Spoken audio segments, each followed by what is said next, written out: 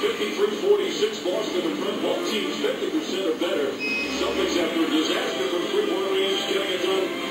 Here in Game 7, LeBron James turnovers, 15 free throw attempts. Turnovers, as we talked about earlier, critical as Miami's hurt themselves with not taking care of the ball. Hi again, everyone. With Jeff Van Gundy, Mike Green on hand. We'll check in with Doris Burke in just a moment.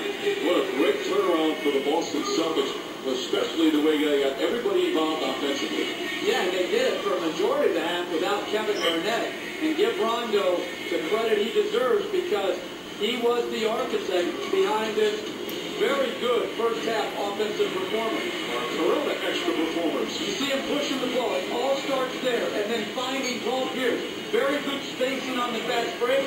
Good dish. And Pierce finishes with the force necessary. And then when James switches on the pick and roll, which they're doing, attacking, draw the second man, Brandon Bass, big 14 points in the first half. And then Ray Allen usually comes off these staggers to the three-point line. A little bit of a delayed curl.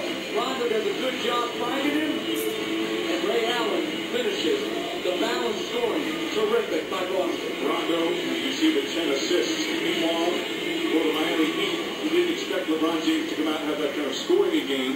What difference did you see in his attack, what he's doing, and the way Boston is defending him? Well, I thought they were very aggressive against James, but I think Miami still scored or shot 50% and scored 46 points here. A cut for a layup, and then on the trap of Wade, Bosh spaces to the 17-foot jumper. But it comes down to this night. They turned it over 10 times, which limited their possession and led to Boston transition points. You can't have a high turnover game and expect to play consistently. But I think this, Boston's got to make sure they're ready for the energy level here to start this second half. Celtics' largest lead was 11. Already a quick whistle as we send it over to Doris.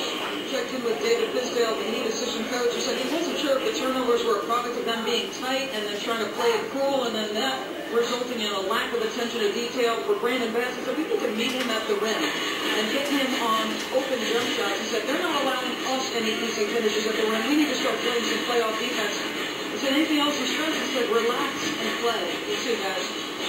Nice relax move from Mario Chalmers. Gets to the basket. Great play from Chalmers. And that makes it a 5-point game. That foul on Boston was on Rondo. That's his second. Remember, Garnett has 3 fouls. Rondo Pierce line drive one throw. Garnett barely has it resulted. Rondo and Wade picked up his double technicals in the first half. That's something to keep in mind as well.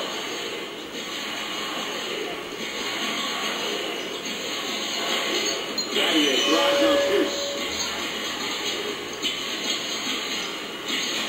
Chalmers again. Haslem from the baseline, Roy short.